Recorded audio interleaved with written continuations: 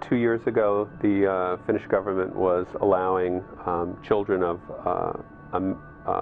Finnish citizens or former people born in Finland, their children to become citizens. And I thought at the time I really would like to do that. It would give me that connection to Finland. And as an artist, I thought it would also be important. I have a strong connection to the international market. I've been showing my work in all areas of the world, and I have art galleries showing my work worldwide. As of 5 years ago, I didn't have anybody showing my work in Finland, and it was almost like proving it to my mother, and it would be great for her to know that her son is well known, because in Finland as well as other places in the world. So I made it my my responsibility, and I felt it was important to me as a Finnish of my Finnish ancestry to have that connection with Finland. We have to look at it from the human side also, because all of us are immigrants, and it can be done legally. I don't have the answers to it. I know this problem exists in other countries too. I've seen it in Finland, and I've also observed and listened to a lot of points of view about it in Finland. I know a lot of Finns are very much against it. They're afraid of losing their culture and their integrity as Finns. But again, that's the way the world changes, and it's not always a bad thing. A lot of the immigrants that have come here have really done good things and improved situations, and so we have to try to help them, but yet we have to set up some kind of a system where they can't just run back and forth and take advantage of us either.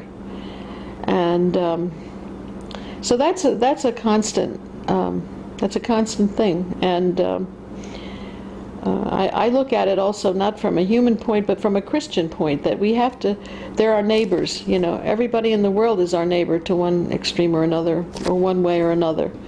So I don't have any real fixed ideas about it, but I think we have to be human in the way we treat people.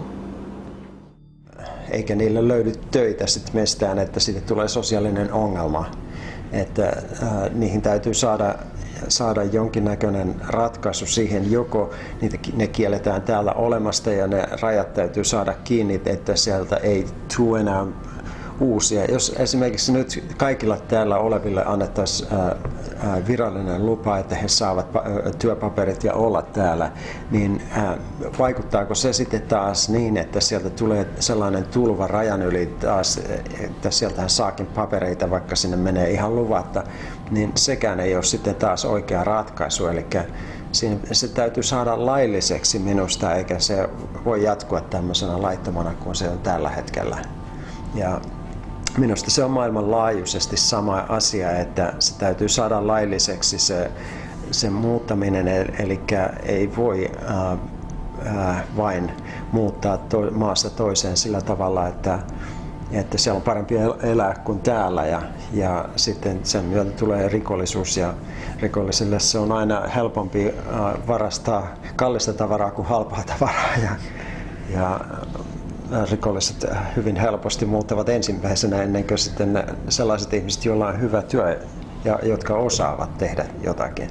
Että kyllä se täytyy saada hallintaan minun mielestä, mutta en osaa sanoa, ei kenelläkään ole hyvää ratkaisua siihen tällä hetkellä.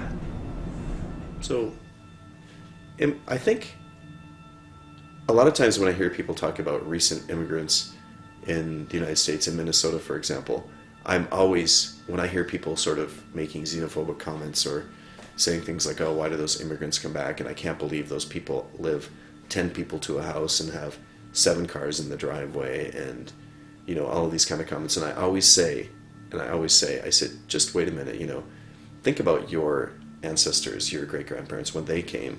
They were doing the same thing. They were extremely poor, living many, many people in a small place.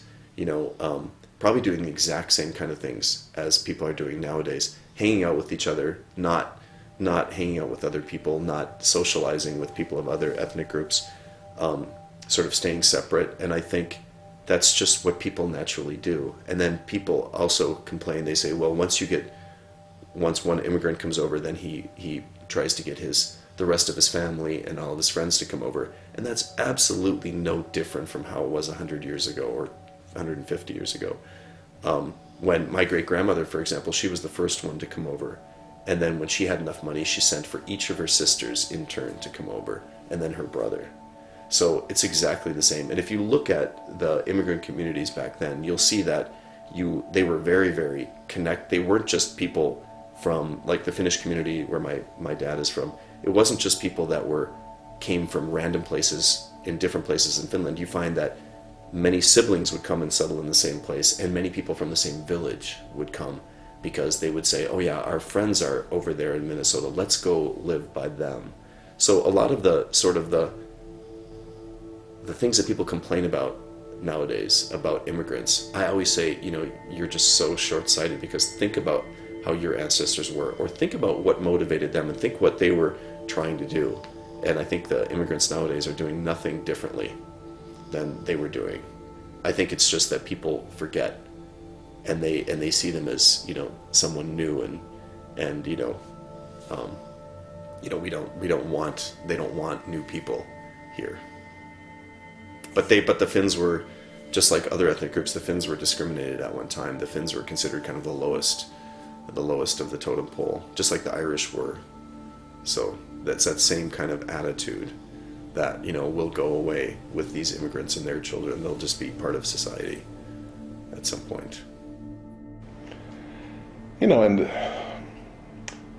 you had mentioned before we started the interview the challenges that Finland is facing, and as we're talking, it's just occurring to me that I wonder whether part of the challenge is because, unlike the United States, where virtually everybody is a child of immigrants, so much of the population in Finland are from generations and generations and generations of Finns, and so it's a different perspective. But all that said, the issue is, how do we deal with the problem? And there's too many. Now you're going to get the cynic in me. Too many politicians who are obviously using the issue simply to gain political advantage, and that don't really have any realistic proposals in mind. And so where do we find the people who are going to actually seriously address the issue?